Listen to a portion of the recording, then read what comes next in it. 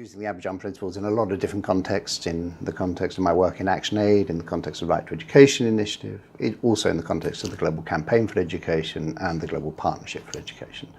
So starting with ActionAid,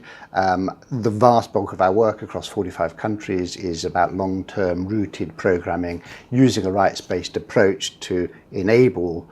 people, often from the most disadvantaged communities, to hold government to account for the delivery of the right to education. So these will become an important reference point as we're building awareness, a sort of critical awareness of what the right to education means in practice. And we will, and through that work, which we've been working on for many years, we build citizens' reports to bring to national attention the state of the right to education, state of public provision, as well as what are the trends, for example, in private provision. And what we've done some important, already in fact used the Abidjan Principles to do a bit of a tracking of what is the present state of private provision and some of those trends and what's happened with public education. We build that evidence, bring it to the national attention, and working with other national education coalitions and teacher unions, trying to look at existing policy and practice of governments and where there are gaps and where government is falling short in relation to human rights obligations. So the Abidjan Principles, I think, will really help us to crystallise some of that national level advocacy work and policy engagement to be very clear about what is the government, whether the government is doing what it should in terms of mobilising to the maximum of available resources, the resources necessary to invest in free, quality public education, and are they doing enough to put in place effective regulation of private providers of education. And it's not just about putting in place a beautiful regulatory framework, but making sure that that is actively used in practice and delivered. So the evidence that we build from the local level, in bringing up to the national level, the Abidjan Principles will help us to sort of lay out whether or not governments are delivering in practice in this area. So ActionAid, that's one area which I think where we will actually see, we have actually field tested a little bit already, a draft version of the Abidjan Principles, and done some national level analysis in a few countries about what is the existing sort of policy and legal environment and whether or not it's consistent with the Abidjan Principles. That was done in countries like Nigeria, Mozambique, Malawi and Tanzania. For me, this is it's a really important moment for the Right to Education initiative, because the RTE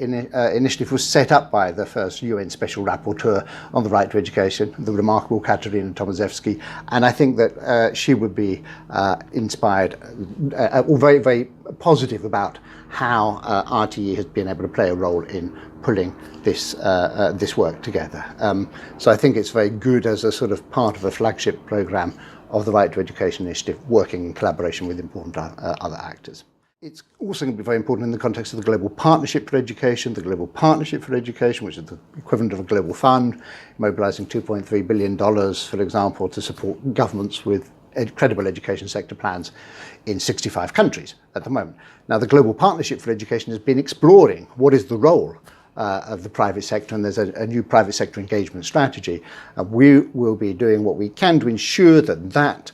engagement of the private sector in the context of the GPE really is consistent with what is laid out in human rights law. And again, the Abidjan Principles is a clear pulling together of the hugely complex law and practice in this area will be an important reference point. So I think we'll be using it in our advocacy and policy dialogue with the Global Partnership for Education and with the countries that are supported by the Global Partnership for Education,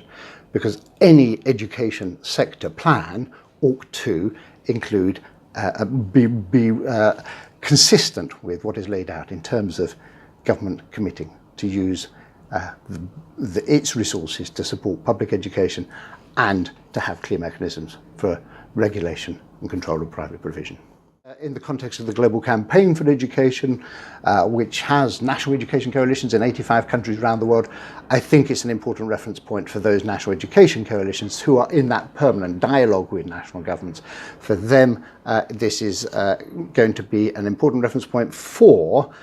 dealing with what is one of the most complex and often ideologically charged areas of discussion around privatization and commercialization of education, having authoritative, human rights-based reference points for informing a national dialogue can help to move the dialogue forward in a constructive way and avoid the sort of often problematic dynamic that comes up in some of those discussions and dialogues.